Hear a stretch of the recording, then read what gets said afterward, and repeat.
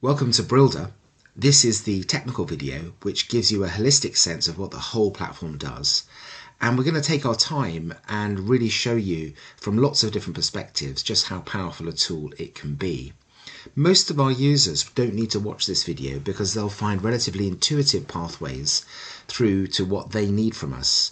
But to understand the sophisticated and quite complex nature of the whole thing and its power and potential, this video hopefully will give you a sense of what Brillder is all about. My name is Joe Francis. The disembodied voice you're hearing is that of the founder, and I'm going to be assisted also by Tessa Perez, who is our brilliant general editor.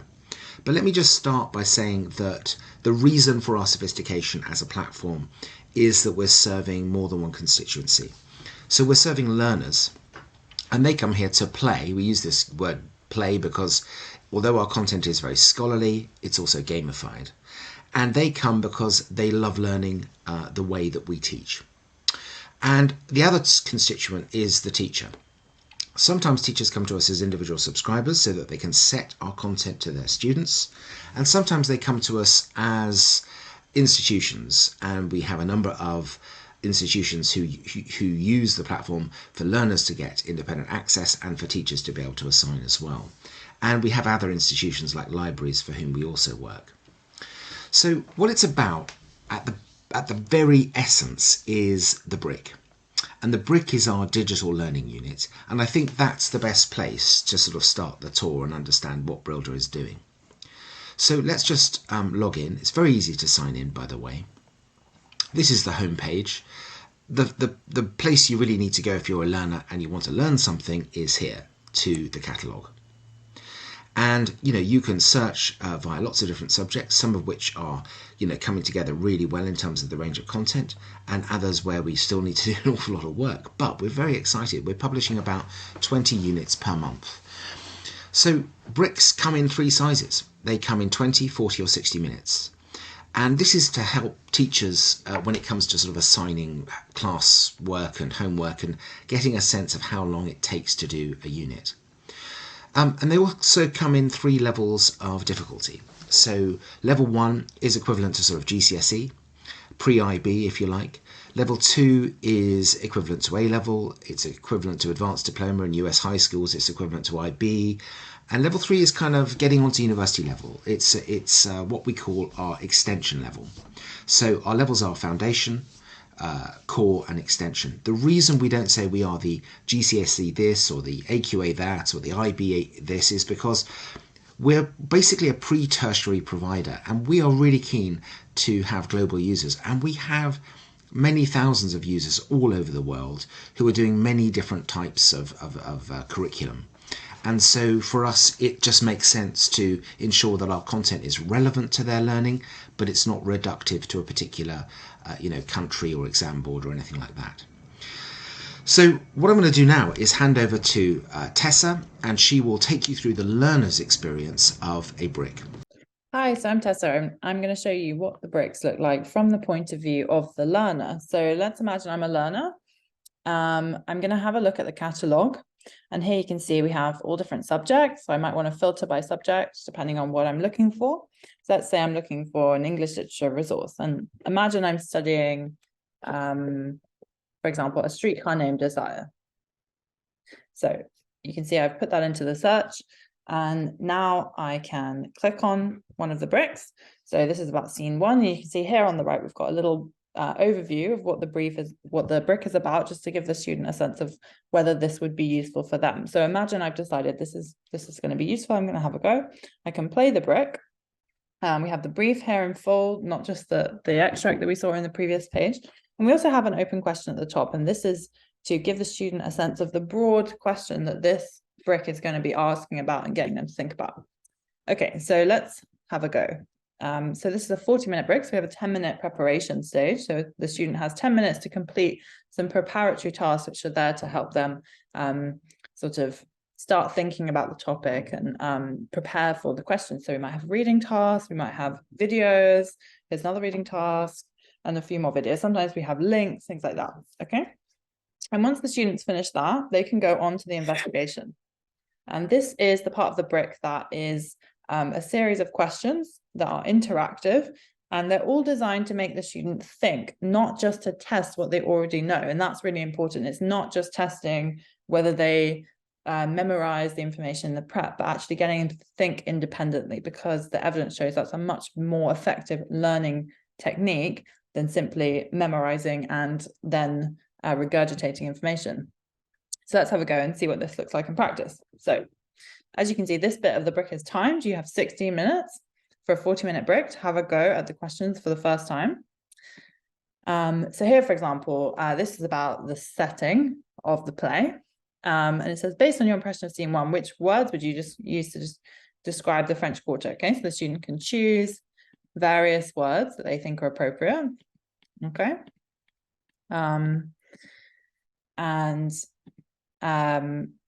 Here we've got another question. This is a pair match question. So you can see the student has to match the quotation with what it implies. Okay. And then we have, here's another choose several. We also have categorized questions where the student has to put things in the right category, like this, for example. Now we have, this is a word highlight question. The student has to highlight the right word, and so on. So you can see this is a missing word question. You have to fill in the right word. Okay. You can see that we have these different types of questions, but as I said, they're all designed to make the student think, not just to test what they already know. Okay, so once the students had to go at all these questions, they get a score. So it didn't do very well. I only got 90%. And you can see here, the red shows I got it completely wrong. And the green shows I got it right. And the orange shows that I got it partly right. Okay. So now I can go on to the synthesis. And the synthesis is a traditional essay on the topic that we're looking at. Okay. So the student will read this. You can see we try and make it as digestible as possible with pictures and so on, and break it down for the student.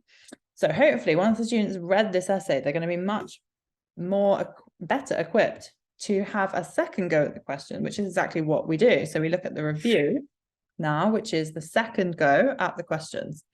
And this time, although you get less time, only 6 minutes in this case, you do get hints. Okay. So for example, this orange bit here will help the student to get as close as possible to the right answer. Okay. So the idea is we never actually reveal the right answer. We try to get the student as close as possible to the right answer using the hints so they can get the right answer on their own. Because again, the evidence shows that if the student actively finds the right answer by thinking for themselves, it's going to be a much more effective learning experience for them. Okay. So you can see here, using the hints, we might have a second go and hopefully get more of the answers right this time. Okay. So let's say we've gone through that, the review. And then we see I've done a little bit better there. I got a few more right. You can see the orange tick shows I got it right on the second go, not on the first go. Okay, if you get more than 50%, you can also put the book in your library, okay? So let's just have a look at what I mean by the library. Here's my library. And the library shows all these bricks that I've done. So when they're colored in, that shows that I got more than 50%, okay? So let's click on one just to give you a sense of how the student might use a brick in their library. Okay, so what the student can actually do is have a look at, they can play again if they want. That's something students do quite a lot. If they want to improve their score, they might have another go, which is obviously really good for their learning experience, because the more times they do it, the more likely they are to get it right and to retain that knowledge and develop those skills. But the student can also view the brick in their library, which means that they can basically use it as a kind of revision tool, like a digital textbook. So here you can see the student can have another look at the questions. In this case, it's not interactive. It's more there as a kind of digital textbook for them to review. So for example, if there's something they really want to remember that they can put a little annotation on the side. Okay, so that's a really useful tool for them if they want to go back to this topic, for example, in preparation for exams. Okay, so that's the brick from the point of view of the learner. Tessa has touched on the importance of the library, and this My Library icon really is key to what we're trying to achieve. First of all, I suppose it's the idea of collectability, the sense that as you do a brick, you're acquiring something. You're gaining a book in your library, and this brick to book continuum is really what we're all about. You can't get a book in your library, interestingly, if you don't score more than 50%. And you can see that I have failed to score more than 50% in a few of these, and they become sort of ghost books on my shelf. But I'd like to show you the library of a bit of a Brillder star. This is someone called Florence Milner. She's currently in Colchester Sixth Form College. But actually, she's never been set a brick by a teacher. She's an independent learner. And she's collected 78 books in her library. And interestingly, she's replayed bricks. She's got 175 plays, and that's allowed her to improve her scores. She's got a phenomenal 92% average, which is very impressive.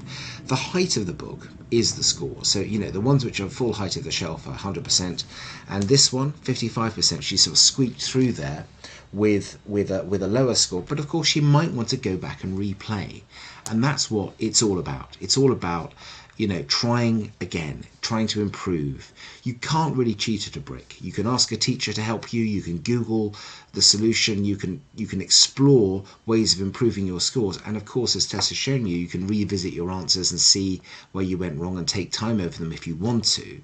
But the point of this is we're trying to create a virtual artifact. An artifact, something that belongs to you, that you keep. And the sort of collectability aspect, the sort of sense of, oh look, you know, I've got 20-minute bricks here, 40-minute bricks here, hour-long bricks here. I've got level 2 difficulty, level 1 difficulty, level 3 difficulty, probably somewhere here. This sense of colours for subjects, the sense of just building a prodigious mind, which is reflected in your library, is what we're all about. But really, it's unusual for someone to create a library like this without having any set by a teacher. And we've got to look at this also from the teacher's perspective. The teacher is, you know, obviously delighted to contribute bricks to somebody's assignments, and those bricks will become books if the students do them well. But what teachers like about bricks is this same idea that not everybody just gets gifted 100%, that you have to try, you have to improve, and apply yourself. And so we're going to move on now to this area of managing classes. Most students doing Brillder are being set bricks by teachers, so Florence is the exception.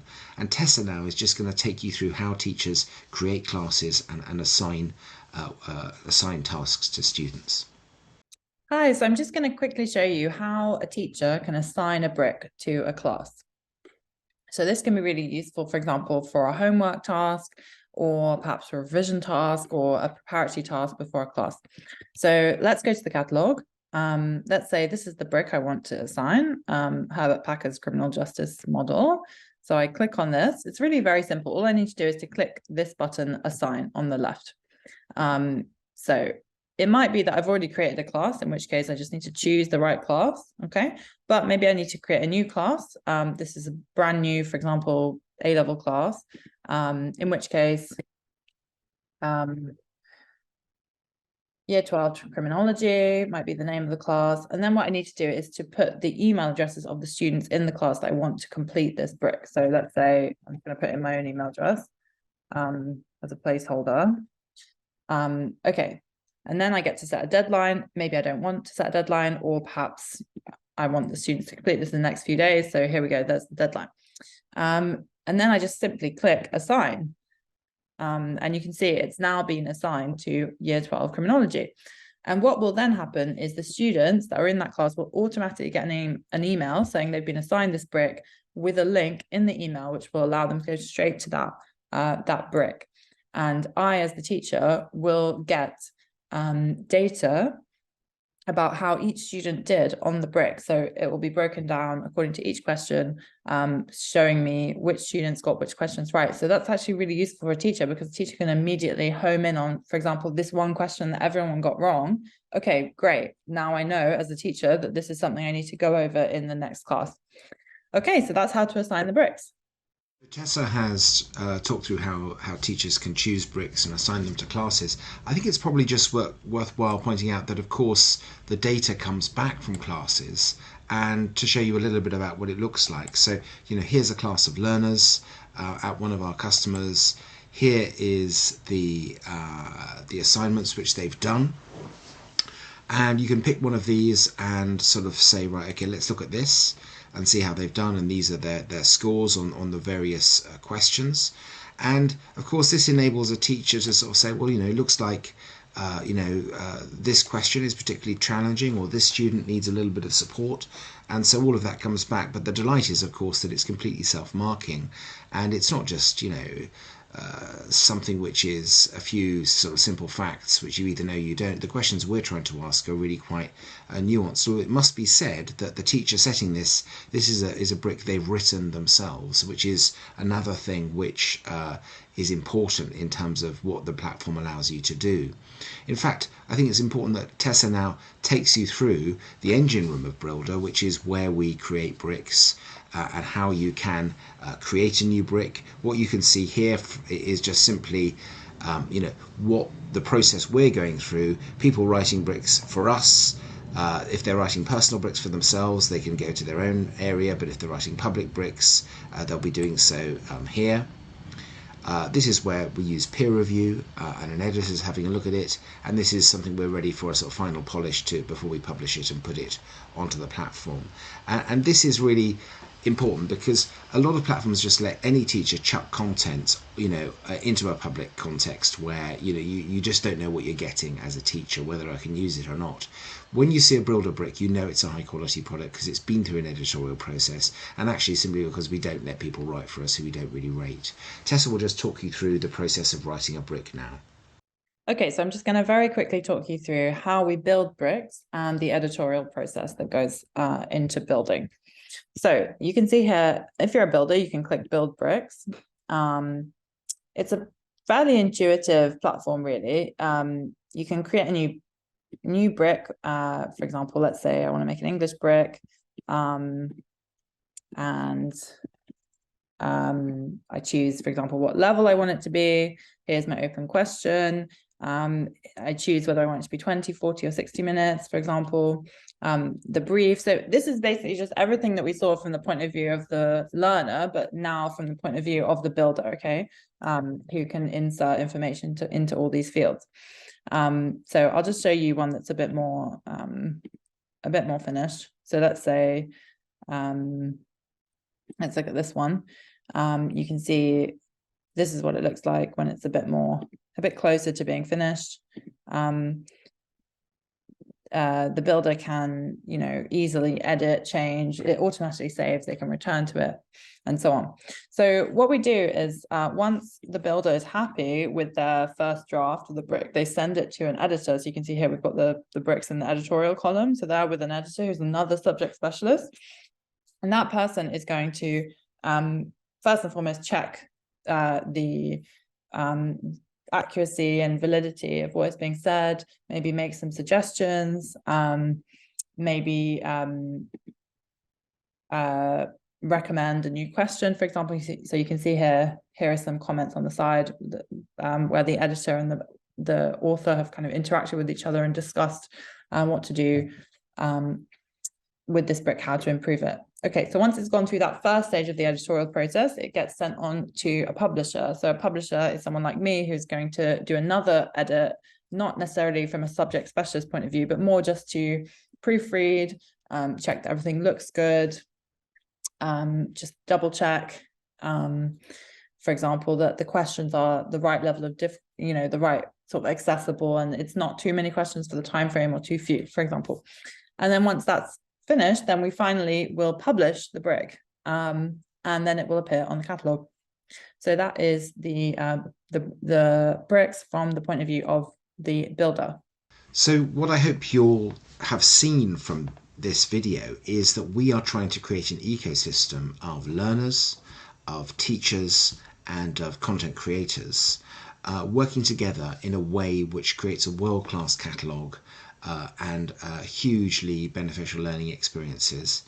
We'd love you to have a go and build yourself a brilliant mind if you're a learner. If you're a teacher, we'd love you to build brilliant minds among your students and perhaps take a little bit of strain off your own. And if you're an author, if you're somebody who's a subject specialist who really wants to get stuck into creating 21st century content like this, then we'd love to hear from you and hope you'll come on this journey with us to create what we hope will be a spectacular 21st century tool which transforms education. Thanks so much for your time.